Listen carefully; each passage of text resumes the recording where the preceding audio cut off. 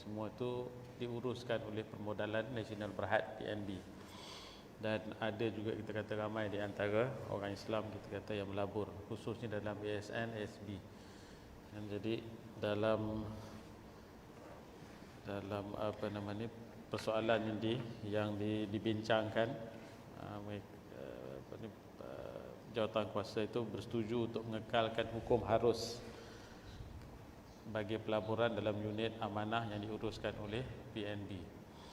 Jadi selama ni banyak yang kita dengar tentang kekeliruan yang kita kata, ataupun sama ada PNB atau sama ada ASB ni, ASN ini dia harus ataupun tidak. Di awalnya hari itu ada juga keputusan ataupun ada juga apa nama ni, statement yang dikeluarkan oleh Suruhanjaya Security. Suruhanjaya Security ini adalah badan kawal selia yang mengawal apa nama ni, pasaran modal di Malaysia ni, kan.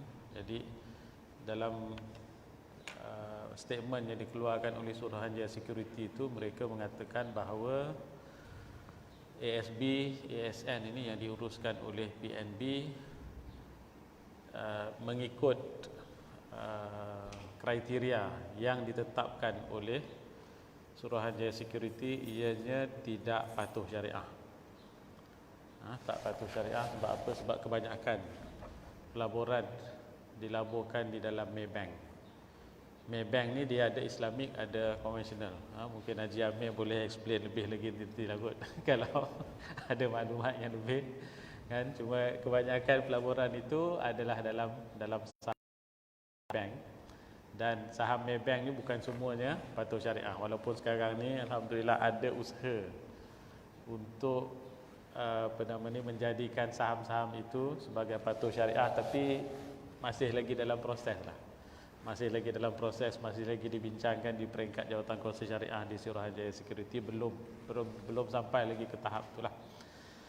Jadi ada usaha-usaha yang dilakukan untuk, jadi berdasarkan kepada kriteria yang dikeluarkan oleh Suruhanjaya Security, ianya tidak menepati kriteria apa nama ni, kriteria untuk mengatakan bahawa fund ataupun tabungan ASN, ASB ini patuh syariah. Okey. Cuma anda nak baca sedikit tentang apa yang diputuskan ataupun yang dibincangkan ataupun apa yang diputuskan dalam mesyuarat inilah. Yang ni 26 Julai 2019, makna itu tahun lepas lah. Kurang lebih setahun yang lepas dia punya statement ni. Dia kata dekat sini, sehingga Mei 2019 ke semua pelaburan patuh syariah, equity, pasaran wang, hartanah, ini semua antara tempat-tempat yang dilaburkan. Okey, dana daripada ASB-ASN itu dilaburkan, dan security pendapatan tetap adalah pada tahap 72%. Makna itu belum 100% lagi. 72% dilaburkan di dalam portfolio yang patuh syariah. Peruntukan aset pada kos di dalam equity yang patuh syariah meningkat daripada 66% pada Disember 2016 kepada 68% pada Disember 2018. Maksudnya itu ada peningkatan secara keseluruhan, peningkatan apa nama ni, peruntukan aset pada kos itu. Dan pasaran wang 100%, makna itu apa yang dilaburkan di dalam money market adalah 100% patuh syariah. Dan PNB juga mensasarkan untuk meningkatkan penempatan security berpendapatan tetap patuh syariah secepat mungkin. Makna itu mereka akan cubalah dari masa ke semasa untuk meningkatkan portfolio yang patuh syariah. Dan PNB juga sudah pun mengutamakan pelaburan patuh syariah serta memastikan ASB, ASN dan lain-lain unit amanah saham yang diuruskan oleh PNB tidak melabur dari syarikat judi, arak dan rokok. Itu memanglah kita kata memang kebanyakan pelaburan yang diuruskan oleh institusi apa nama ni, yang besar-besar ni, mereka ada kriteria mereka yang tersendirilah, dan banyak juga kita kata yang tidak melabur dalam sektor-sektor yang boleh membawa kepada mudarat. Contohnya kita kata anda terlibat dengan EPF EPF ataupun kumpulan wang simpanan pekerja pun dalam kriteria pelaburan mereka, mereka tidak melabur di dalam sektor-sektor yang membawa kepada kemudaratan. Jadi rumusannya kita kata, walaupun kita kena faham bahawa walaupun tidak 100%, okey, wang itu dilaburkan di dalam sektor pelaburan ataupun dalam portfolio yang patuh syariah, tetapi usaha dilakukan untuk melabur di dalam sektor ataupun di dalam portfolio yang patuh syariah. Jadi apa stand kita kata sebagai seorang Islam, bagaimana? Sebab kita kena faham bahawa dari segi kalau dalam keadaan sekarang ini, untuk kita nak satu institusi yang menguruskan dana yang begitu besar seperti PNB dan sebagainya, untuk mencari tempat ataupun portfolio ataupun kita kata dana ke tempat-tempat untuk dilaburkan yang 100% patuh syariah adalah mencabarlah. Sebab institusi ataupun tempat-tempat untuk melabur tu adalah terhad berbanding dengan konvensional. Konvensional ni macam-macam dia lah, sebab dah develop, kita kata dah banyak kan. Jadi untuk mencari tempat untuk melabur dana ini yang patuh syariah itu agak mencabar. Dan kita tahu bahawa kita ada, kalau nak melabur di luar daripada Malaysia tu, di sana ada sekatan-sekatan yang tertentu lah. Contohnya kita kata mana tu tak boleh melebihi 30%. 70% mesti dilabur di dalam negara dan hanya 30% yang boleh dilabur. Mungkin di luar sana ada yang boleh kita labur dalam di tempat-tempat yang menawarkan portfolio yang patuh syariah, tetapi sekatan tertentu kita kata yang menyebabkan kita tak boleh melabur di luar. Jadi perkara-perkara ini itu satu lagi ialah isu berkaitan dengan pelaburan di dalam sektor-sektor yang strategik. Kita kena faham bahawa di sana ada sektor-sektor yang strategik. Kita kata contohnya kita kata macam Maybank kan. Okey, Maybank ni adalah bank yang terbesar di Malaysia. Jadi kalau tempat-tempat begini ataupun portfolio yang begini kita tidak menguasainya, kita kata, maka ianya akan dikuasai oleh orang lain lah. Kan, jadi sektor-sektor yang strategik begini penting untuk kita sebagai orang Islam pun kita kata ada kontrol di dalam sektor-sektor yang begini. Jadi mengambil kira berbagai-bagai faktor lah, kita kata mengambil kira berbagai-bagai faktor dan juga usaha-usaha yang dilakukan oleh PNB untuk meningkatkan kita kata pelaburan mereka di dalam portfolio syariah. Maka dengan itu Jawatankuasa mengambil keputusan untuk mengekalkan status bahawa PNB itu ataupun melabur di dalam PNB, dana-dana di dalam PNB itu adalah harus. Cuma lebih baik lagi kalau kita kata bila kita melabur, contohnya kita kata dalam ASB, SN dan sebagainya, kita bila dapat keuntungan itu, kita keluarkan sedikit keuntungan yang kita dapat itu untuk kita bagi untuk kita sedekahkan lah, kita kata untuk perkara-perkara kebajikan. Sebab kita tahu bahawa kalau kita kata 30% daripada apa yang dilaburkan itu mungkin ada syubhah yang dilaburkan dalam tempat-tempat yang mungkin tidak patuh syariah kan. Jadi bila dapat keuntungan itu kita keluarkan contohnya 30% dan kita sedekahkan. Sedekah tu bukan untuk dapat pahala. Sebab kalau duit yang kita dapat itu daripada sumber yang diragui, yang kita tak tahu sama ada ianya halal ataupun tidak, maka kita nak kita kata bersihkanlah, kita kata pendapatan yang kita dapat itu kan, supaya apa yang kita dapat itu 100% adalah patuh syariah. Itu salah satu daripada cara yang diijtihadkan oleh ulama, kita kata untuk kita nak pastikan apa yang kita dapat itu adalah patuh syariah 100%. Maknanya tu kita sedekahkan ataupun kita berikan kepada orang yang memerlukan ataupun dana untuk nak buat sekolah ke nak buat apa-apalah, kita kata untuk kebajikan, supaya kita pasti apa yang kita dapat itu 100% adalah patuh syariah. Itu kita keluarkan itu untuk kita kata mensucikanlah, ataupun membersihkan kita kata pendapatan kita daripada elemen-elemen yang tidak patuh syariah. Di samping itu kita kata jangan lupa kita juga perlu membayar zakat. Kalau sampai nisab dan sebagainya, maka zakat itu perlu kita bayar, perlu kita keluarkan. Okey. Jadi kadang-kadang kita terlupa bahawa apa yang kita laburkan, duit-duit yang kita laburkan dan sebagainya itu, kita perlu mengeluarkan mengeluarkan zakat juga terhadap duit yang kita laburkan. Jadi semua itu kita kata kita kena ambil kiralah kita kata di dalam kita menguruskan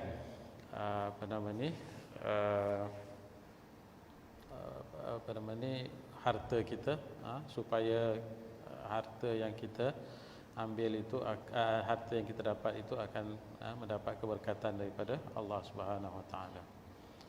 Ada soalan tentang isu itu sebelum anda pindah pada isu yang lain? Jadi kebanyakan, kalau kita tengok kebanyakan badan-badan fatwa di kebanyakan negeri, mereka mengharuskan pelaburan di dalam ASB dan juga ASN. Tapi sebagaimana anda katakan tadi, lebih baik kita kata untuk kita keluarkan sebahagian daripada pendapatan yang kita dapat itu untuk kita salurkan ke tempat-tempat kebajikan lah. Kita kata untuk memastikan apa yang kita dapat itu adalah perkara yang harus.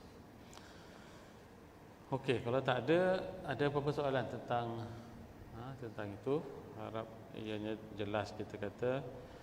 Anda tertarik dengan satu lagi isu yang berkaitan dengan pengambilan vaksin. Sekarang ni kita kan duk pandemik dan sebagainya. Tapi ini juga dibincangkan tahun lepas jugalah, 21 Februari 2019. Sebab isu vaksin ni kadang-kadang vaksin, imunisasi dan sebagainya kan, ada orang yang dia tak nak ambil vaksin, dia tak nak imunisasi. Hatta ada grup kita kata yang mereka menentang pengambilan imunisasi.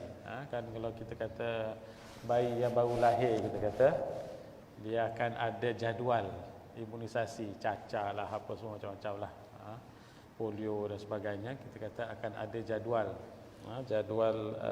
imunisasi yang ditetapkan untuk melindungi bayi itu daripada penyakit-penyakit lah.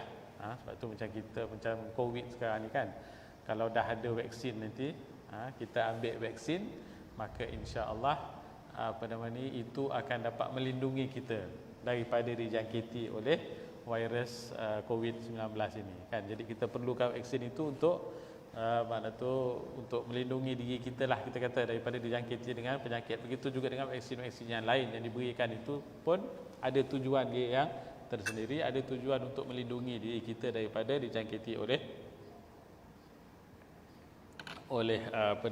penyakit-penyakit yang tertentu. Jadi mengikut mesyuarat Jawatankuasa Perundingan Hukum Syarak wilayah ni yang bersidang pada 21 Februari 2019 memutuskan bahawa pengambilan vaksin berjadual mengikut program imunisasi kebangsaan adalah wajib ke atas ibu bapa untuk anak-anak mereka.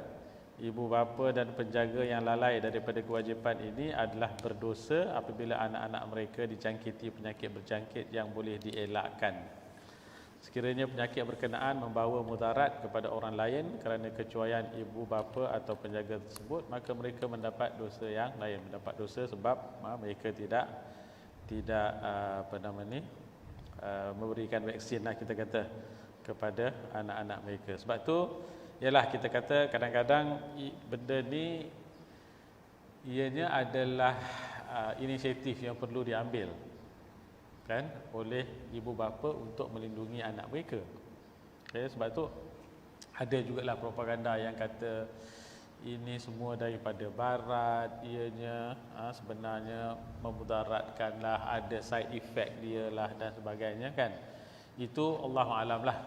Ana pun bukan pakar bab itu. Kita nak bahaskan benda tu, Tapi secara keseluruhannya kalau kita tengok, kita pun masa kecil dulu kita mengambil juga, kita kata vaksin ataupun imunisasi ini.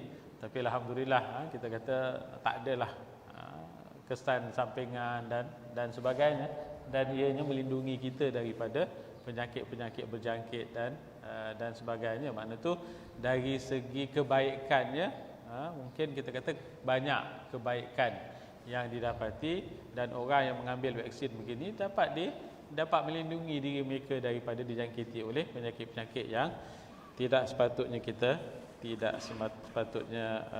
kita dapat. Kalau dia ada sebut tentang definisi imunisasi ini, dia kata sebagai proses di mana seseorang itu dijadikan imun atau tahan penyakit berjangkit, biasanya melalui pengambilan vaksin, dan vaksin merangsang sistem imun badan sendiri untuk melindungi seseorang itu daripada jangkitan berikutnya atau sebarang jenis penyakit. Dan antara dalil yang dibawa dekat sini ialah sebab keputusan ini mengatakan bahawa mengambil vaksin itu adalah wajib. Jadi dalil yang dibawa dekat sini dikata antaranya adalah hadis daripada Nabi sallallahu alaihi wasallam, al-wiqayatu khairun minal ilaj, mencegah itu lebih baik daripada ini kaedah ini bukan hadis. Mencegah itu lebih baik daripada merawat.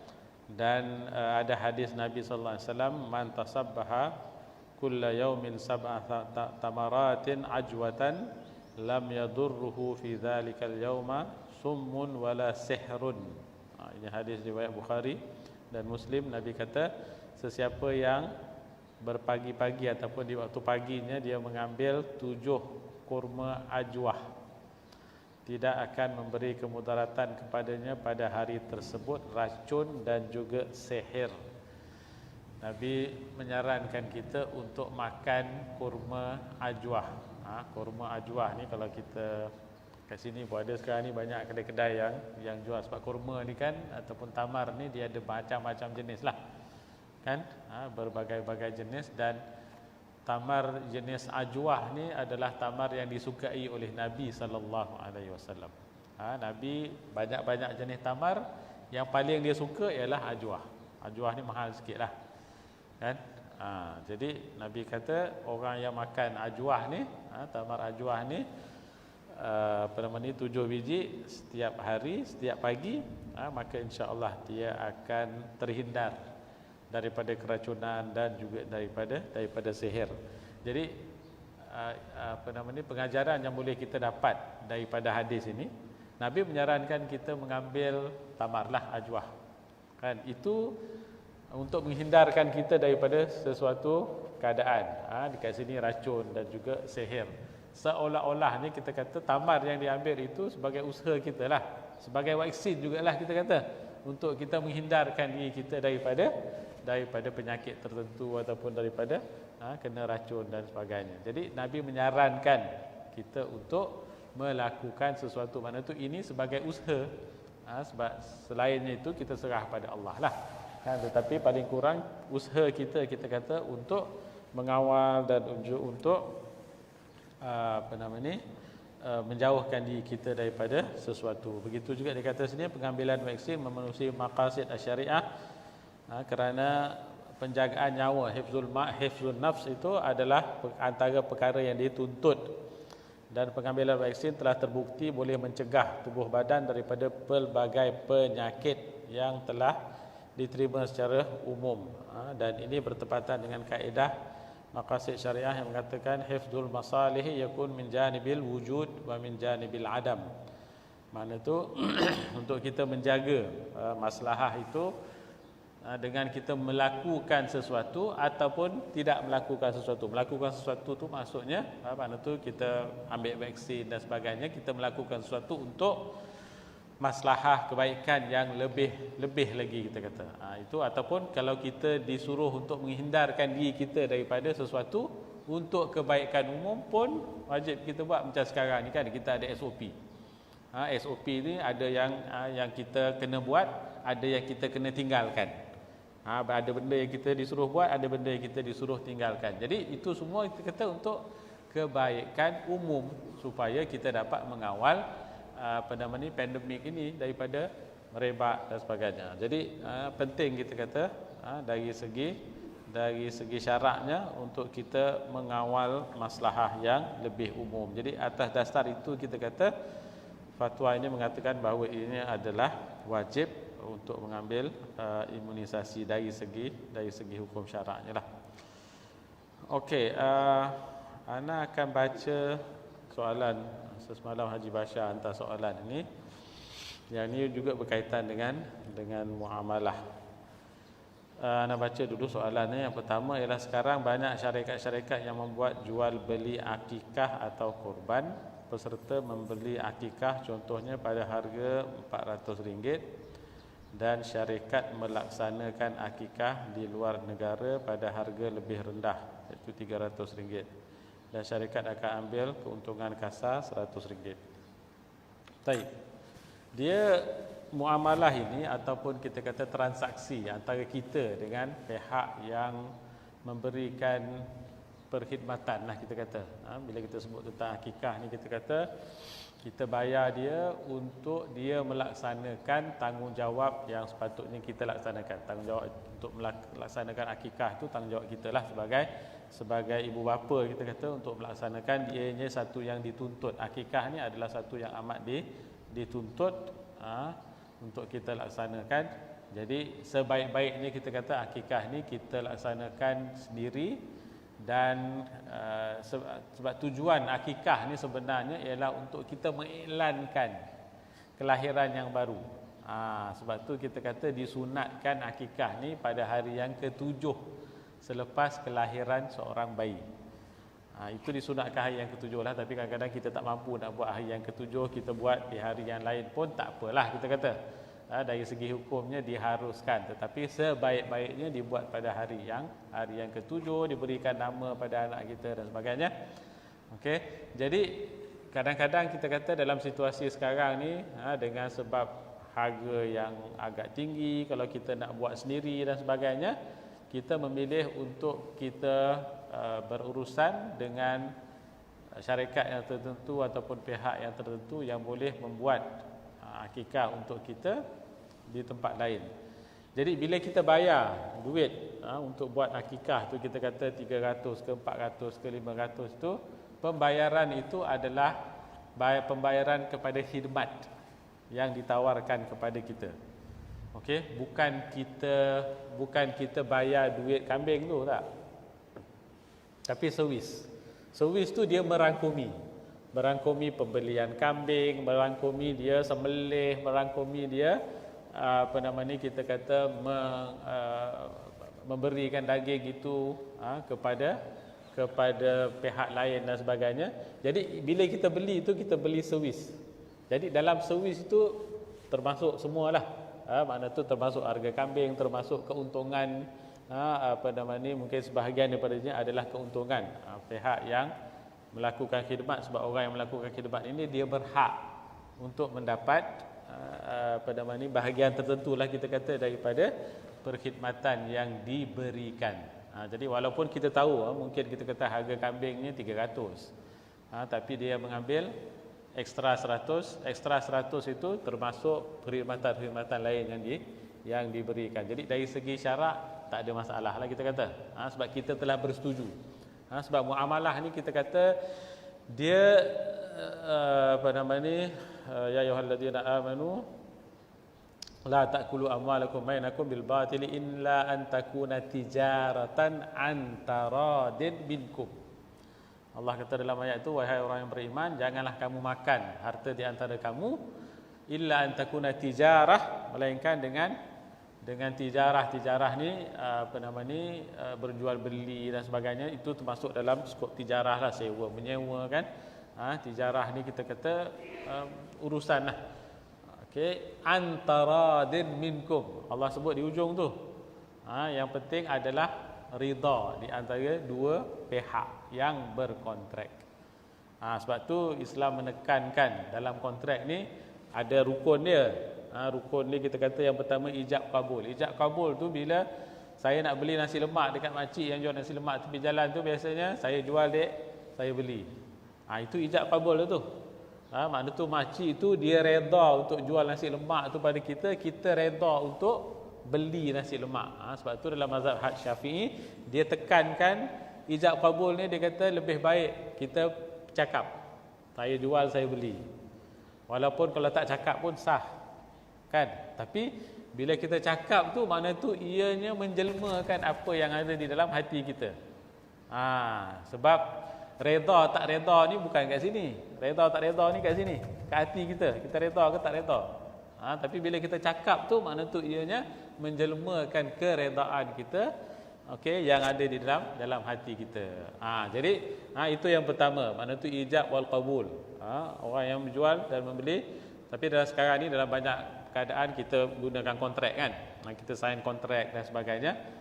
Kontrak itu termasuk dalam definisi ijab kabul. Bila kita pergi beli budak-budak duk kata air berdegang kan. Masuk duit keluar air kan. Itu pun bila kita masuk duit tu, makna tu dikira sebagai ijab lah, kita offer untuk kita nak beli air yang dalam mesin tu. Lepas tu kita tekan, masuk duit, tekan button tu, boom, keluar air. Jadi itu makna tu pihak yang memberikan servis ataupun perkhidmatan itu, dia menjual pada kita. Dia tak jual sendiri, tapi dia menjual melalui mesin, melalui teknologi dan sebagainya. Itu pun dikira sebagai ijab dan kabul jugalah. Jadi berbagai-bagai format kita kata ijab kabul sekarang ni. Kita beli online kan, pun sama juga. Begitu juga kita kata ada ijab dan kabul, tapi bukan secara lisan, bukan secara terus, tapi melalui sistem ataupun melalui komputer dan sebagainya. Itu yang pertama. Yang kedua, pihak yang berkontrak. Pihak yang berkontrak itu mestilah pihak yang faham dan mempunyai mempunyai keahlian, dipanggil al-ahliyah dalam bahasa Arab, keahlian untuk berkontrak. Sebab itu kita kata kalau kita berkontrak dengan budak kecil, okey, kontrak dengan budak kecil itu tak sah. Sebab budak yang kecil, budak yang belum mumayyiz, yang belum tahu tentang apa yang baik bagi dia, apa yang tidak baik bagi dia, dia tak tahu lagi. Kan budak kecil ni kalau kita bagi dia gula, satu gula dia seronok dah. Dia bagi kita RM10, kita kata kita bagi gula satu, dia dah seronok. Sebab dia tak tahu nilai RM10 tu dia boleh dapat sekotak gula. Kan?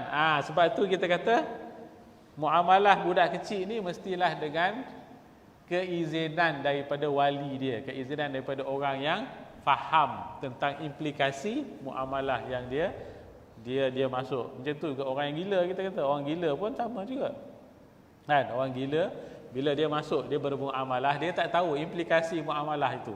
Kalau dia tahu, mungkin dia tak nak bermuamalah.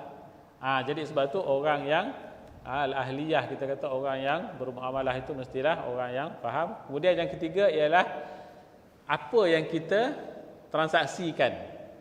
Contohnya macam dalam contoh yang kita bagi tadi, dalam soalan tadi, akikah itu, akikah itu termasuk semua servis yang ada dalam dia. Jadi bila kita bermuamalah dengan ataupun masuk dalam transaksi ini, kena jelas.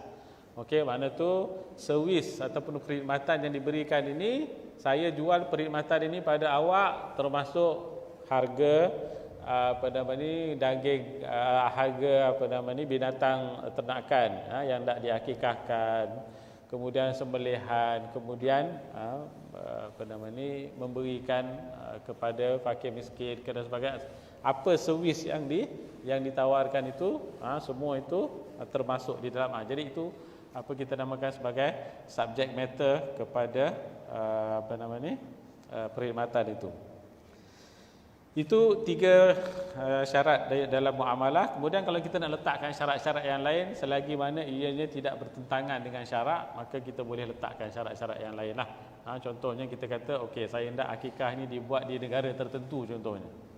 Itu syarat yang kita boleh letakkan, itu tak ada masalah. Okey, begitu juga ada syarikat yang buat jual beli bahagian wakaf.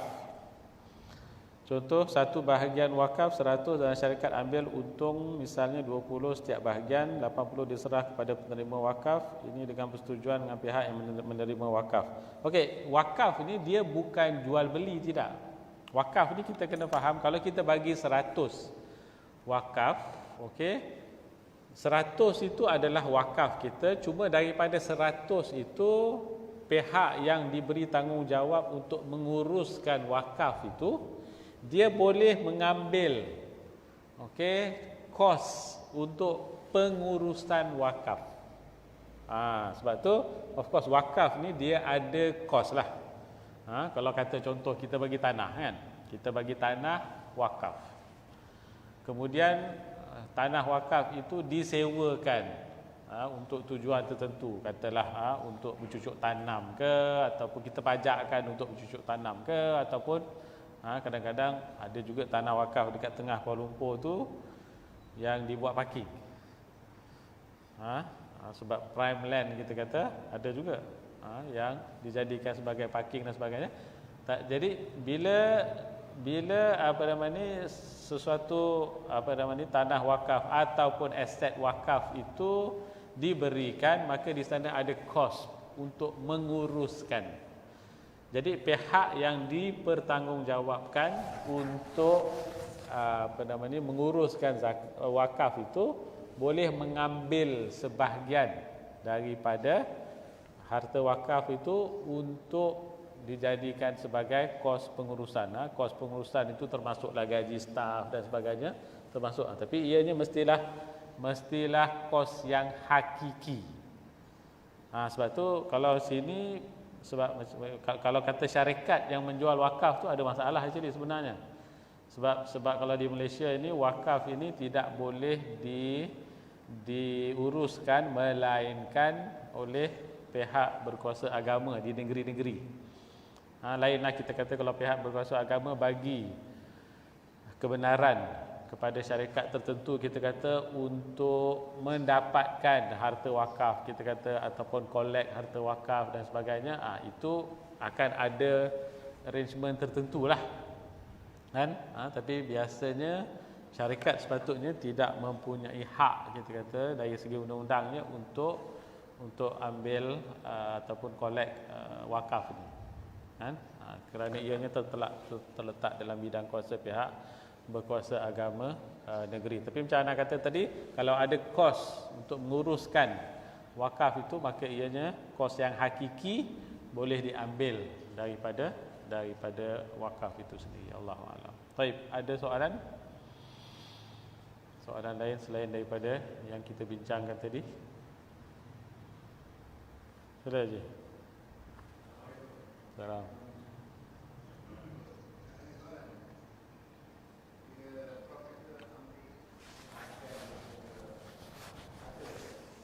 Wakaf.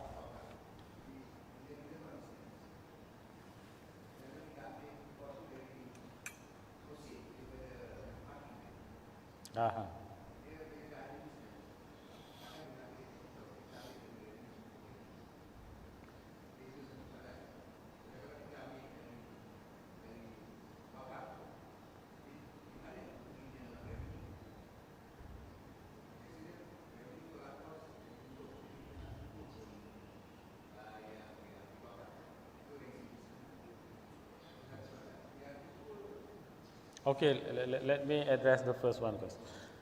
Dia wakaf ni sebenarnya sepatutnya, sebaiknya kita kata diuruskan oleh orang yang mendapat mandat untuk menguruskan zakat itu, supaya ianya tidak dijadikan sebagai bisnes lah, kita kata per se. Sebab bila kita sebut tentang bisnes ni, dia akan ada elemen keuntungan. Sebab tu dalam wakaf ni sebaik-baiknya kita kata semua keuntungan itu balik kepada wakaf. Bukan pergi pada shareholder. Sebab kalau kita kata model dia ialah kita appoint syarikat tertentu, kita kata yang ada pemegang saham dia, ada pemilik syarikat itu. Pemilik itu kalau dia uruskan, dia pun tak juga sebahagian daripada dia akan masukkan dalam kos pengurusan itu keuntungan dia sendirilah. Jadi mungkin kita kata kalau kos dia uruskan itu 1,000, dia charge 1,500, yang 500 tu akan pergi pada pemilik syarikat itu. Kalau kita kata dah tak ada cara lain kita kata melainkan dengan cara ini bolehlah digunakan.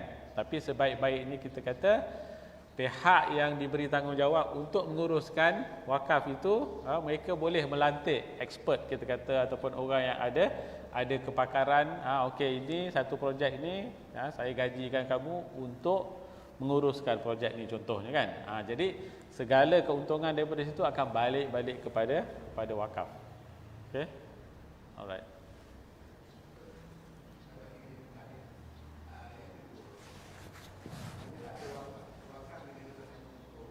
Macam mana? Wakaf? Betul.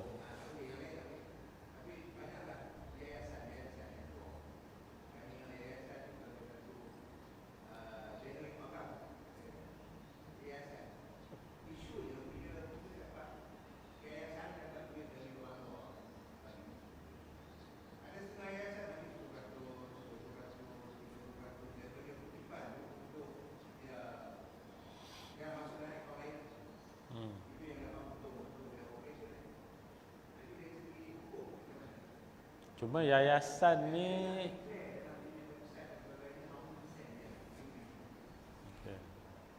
yayasan ni dia melainkan kalau dia diberikan kebenaran untuk menguruskan wakaf, maka dia bolehlah.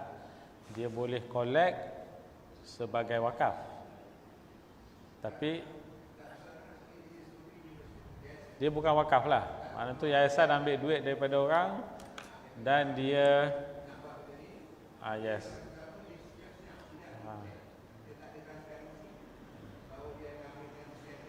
Dia tak boleh lah macam tu. Sepatutnya dia sama macam sama macam kadang-kadang orang yang ataupun badan-badan yang collect duit untuk hantar pergi Palestin lah, hantar pergi sana, hantar pergi sini kan. Kadang-kadang ada di antara mereka collect sampai pernah diberitahu sampai 50% daripada apa yang di collect itu mereka jadikan sebagai upah pengurusan. Pada anak, benda itu tidak beretika lah.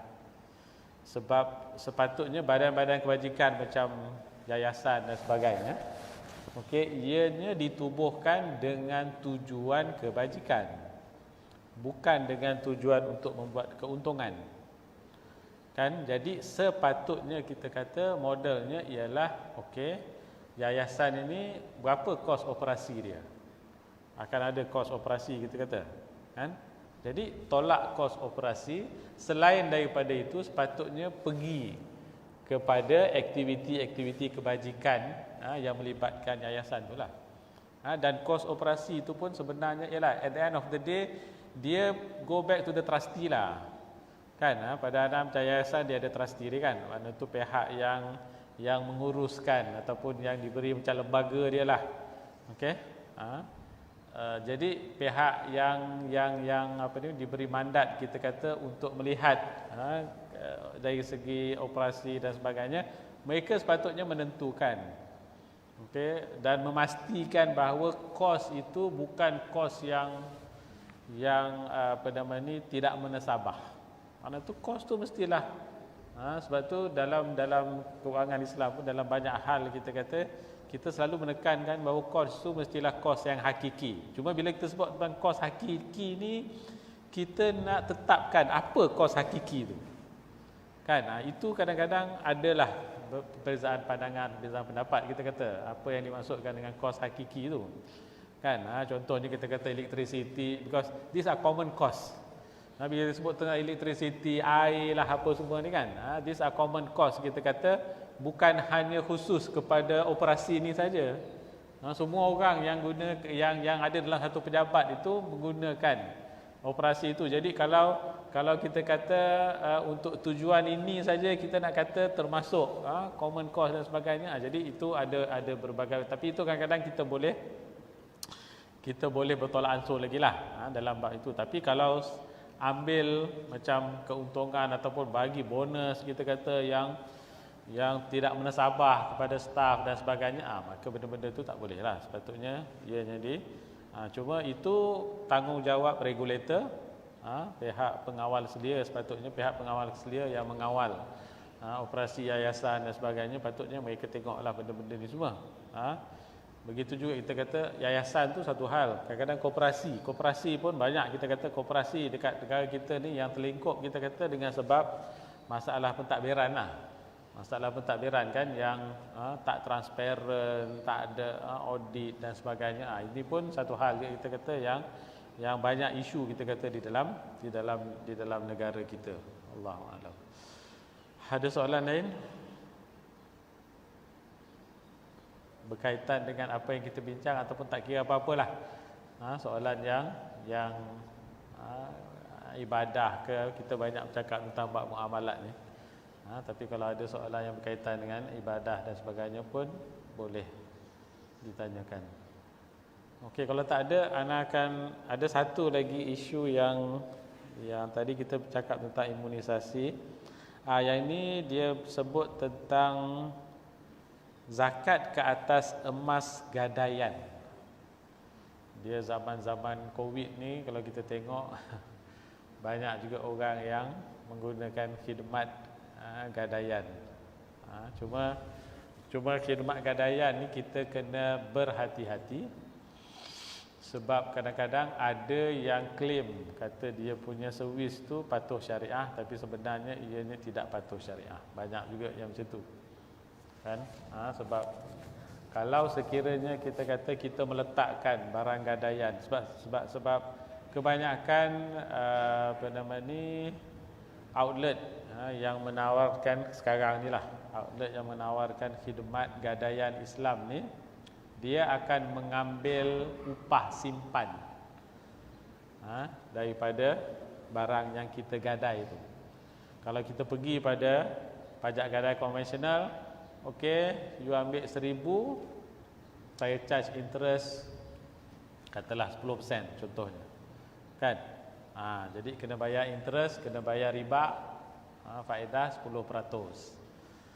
Dia akan ambil nisbah yang tertentu daripada jumlah wang yang dipinjamkan kepada kita. Itu memang riba lah, itu tak ada khilaf kita kata.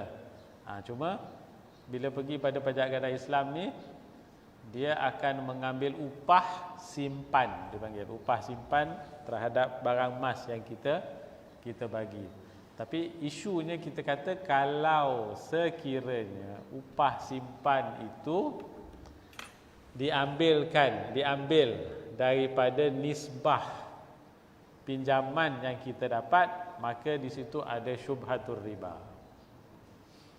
Okey, kalau kata okey, ni emas, gelang emas saya bagi.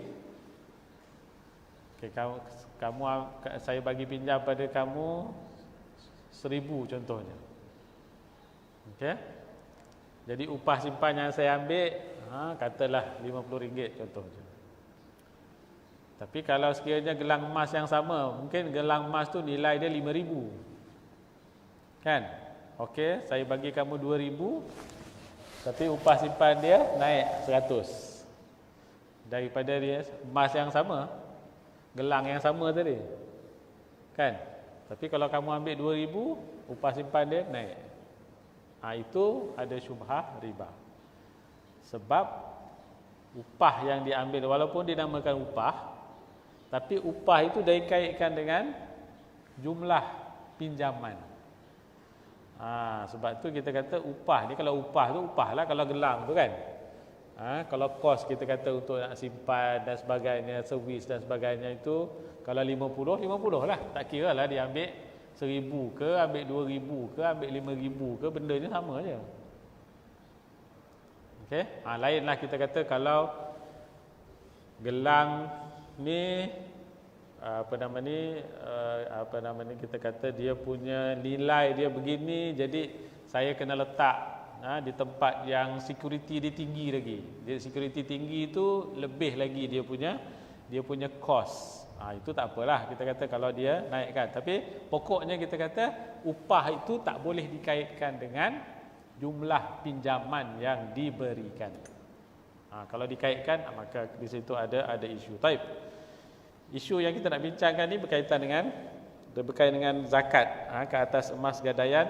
Jadi dalam apa nama ni, jawatan kuasa ni diputuskan bahawa hukum zakat ke atas emas gadaian adalah wajib apabila telah cukup nisab dan haul. Sebab kita kena faham bahawa konsep ni, kita kata emas tu walaupun kita gadaikan, emas tu masih lagi kita yang miliki. Okey, emas yang digadai ini bukan dimiliki oleh pemegang gadaian itu, tidak. Kita yang miliki emas tu. Bila kita yang memiliki emas tu, sebab kita letak situ sebagai gadaian, bila sampai masanya kita bayar balik pinjaman yang kita ambil itu, maka kita akan dapat balik. Makna tu bukan kata dia kena jual balik kat kita, tak. Bila kita letak kat situ, bukan kita letak itu sebagai kita jual pada dia, tak. Kan? Sebab tu kalau orang yang tak dapat tebus, kita kata dia akan jual emas ke apa ataupun apa yang diberikan, kalau ada duit lebih daripada jualan itu, selebih daripada kos pinjaman dan sebagainya, maka dia akan pulangkan kepada pemilik emas ataupun barang gadaian itu. Jadi sebab itu dari segi itu wajib, kita kata walaupun kita meletakkan emas, makna tu apa-apalah kita kata yang diwajibkan zakat, maka kita diwajibkan untuk mengeluarkan zakat untuk barangan yang kita letakkan itu. Jadi dia punya adalah disebutkan ataupun kiraan formula zakat itu, tapi dengan syarat kita kata cukup nisab dan haul lah, makna tu setahun, dan nilai emas itu cukup nisab dia. Kenapa tak pasti sekarang ni rasa dalam last yang anda tengok itu 11,000 lebih, 12,000 macam itulah kan. Jadi yang tu boleh tengok dalam website pihak berkuasa agama negeri, ada nisab tu ada disebutkan dekat situ. Allahu a'lam. Okey, anda rasa cukup setakat itu, melainkan kalau ada soalan-soalan yang lain yang nak ditanyakan. Okey, kalau tak ada, jazakumullah khairan. Jadi semoga apa yang kita bincangkan ini dapat kita manfaatkan sama-sama. Mungkin di masa akan datang kalau ada soalan yang nak WhatsApp pada Ana, boleh WhatsApp terus pada Ana. Okey, jadi boleh kita jawab, kita kata di dalam perbincangan kita, insya-Allah. Aqulu qawli hadza wa astaghfirullahal azim li wa lakum. Wassalamualaikum warahmatullahi wabarakatuh. Dan kita akhiri dengan tasbih kafarah dan suratul Asr. Subhanallah bihamdihi, subhanakallahumma wa bihamdik, asyhadu an la ilaha illa anta, astaghfiruka wa atubu ilaik. Bismillahirrahmanirrahim. Wal 'asri innal insana lafi khusr illa alladhina amanu wa 'amilus solihat wa tawasaw bil haqqi wa tawasaw bis sabr.